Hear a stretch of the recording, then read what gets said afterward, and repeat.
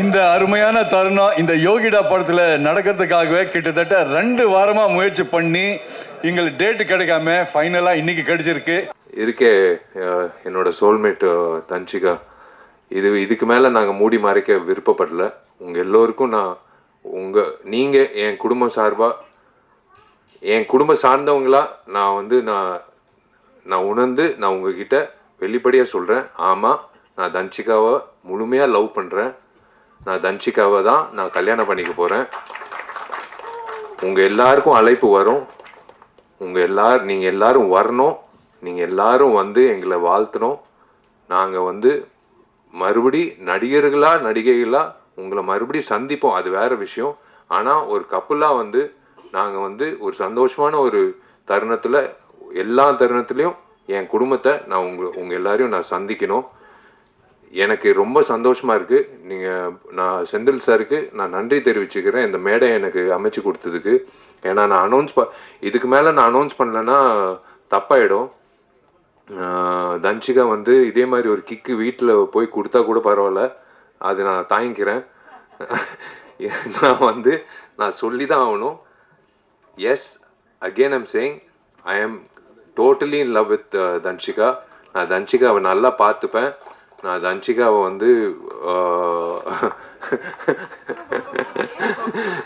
தன்ஷிகாவை இந்த வந்துருச்சு பார்த்தீங்களா. நான் என்ன சொன்னேன், சண்டை போடாதேன்னு சொன்னேன். இப்போ பாருங்க, நல்ல வேலை கிக் கொடுக்காம நேராக நிப்பாட்டிட்டா.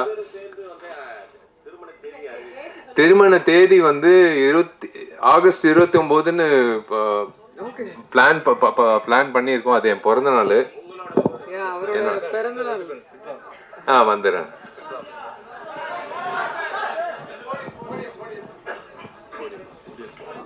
ஏன்னா இந்த மைக்கு பிடிச்சா அது வேற பிரச்சனை ஆயிடும். அதனால தான் நடிகர் சங்கம் கட்டிடம் ஆகஸ்ட் 15th ஃபினிஷ் பண்ணுறதுக்கு அவர் புஷ் பண்ணுறாரு, போராடுறாரு.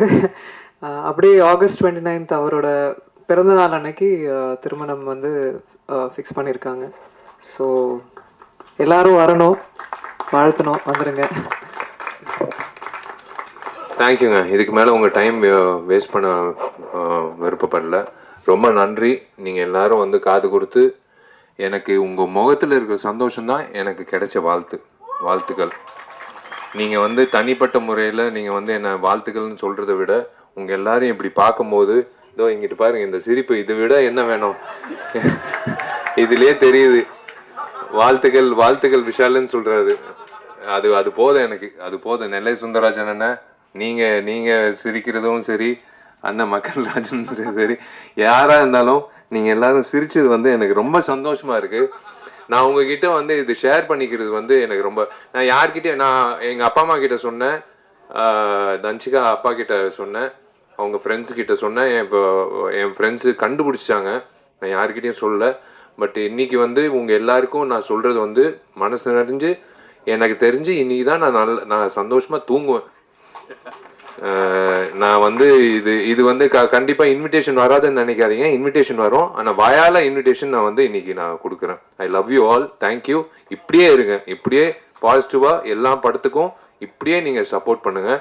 இந்த டீமுக்கு நான் மிகப்பெரிய வாழ்த்துக்கள் தெரிவிச்சுக்கிறேன். நீங்கள் ஜெயிக்கணும், நீங்கள் நல்லா இருக்கணும். கணேஷ் மாஸ்டர், அடுத்த வாட்டி நீங்கள் டேட்டு கொடுக்கலன்னா நான் உங்கள் வீட்டு வாசலில் நிற்பேன்.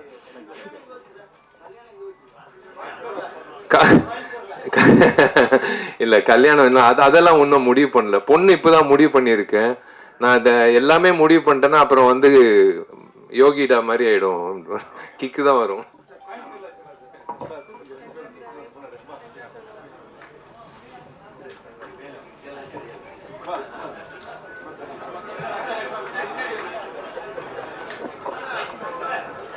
இந்த மேடை அன்பு, காதல், கல்யாணம் அப்படின்னு ரொம்ப அழகான உணர்வுகளால நிறைஞ்சிருக்கிறத பார்க்கவே ரொம்ப சந்தோஷமா இருக்கு.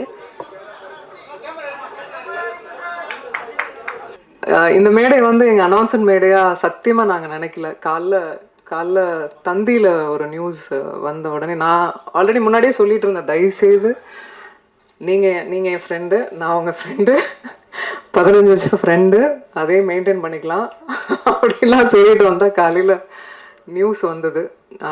அதுக்கு மேலே நண்பர்களா உறவினர்களா உங்க கூட இருந்து ட்ராவல் ஆயிருக்கோம், நானும் சரி விஷால் அவர்களும் சரி. ஸோ இதுக்கப்புறம் மறைக்கிறதுக்கு ஒன்றும் இல்லை. ஆமாம், என்ன பேபி சொல்லிடலாமா?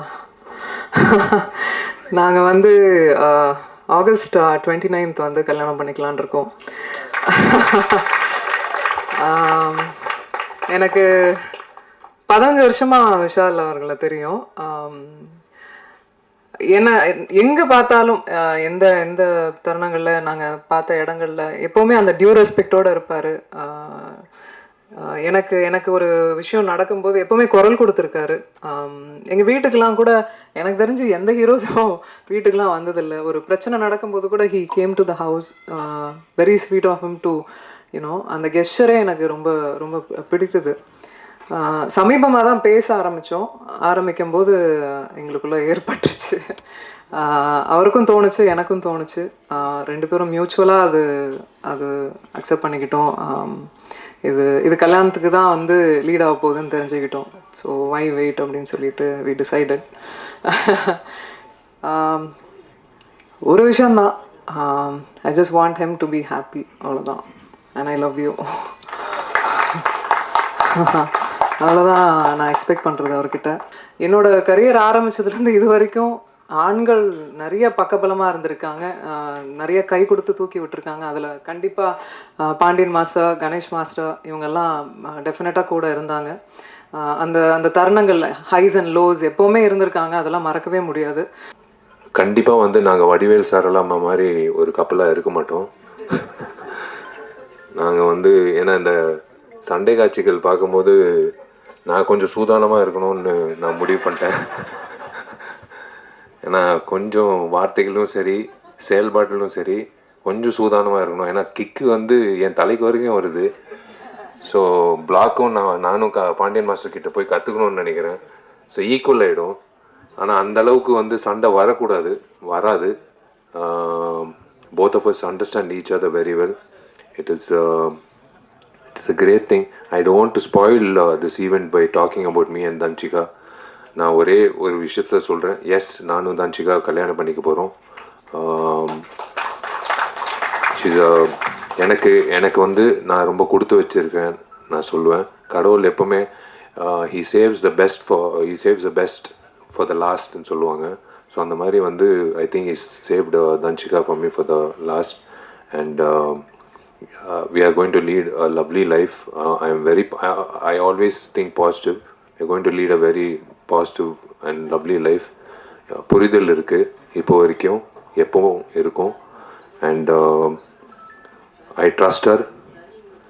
And யாரோ ஒருத்தர் கேள்வி கேட்டாங்க, அவங்க கல்யாணத்துக்கு அப்புறம் நடிப்பாங்களான்னு. சத்தியமாக நடிப்பாங்க. அதில் வந்து எந்த ஒரு தடையும் நான் வைக்க மாட்டேன்.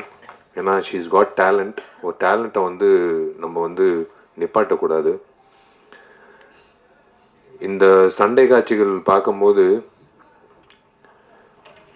ஒரே ஒரு விஷயந்தான் நான் 2 பேரை பாராட்டணும்.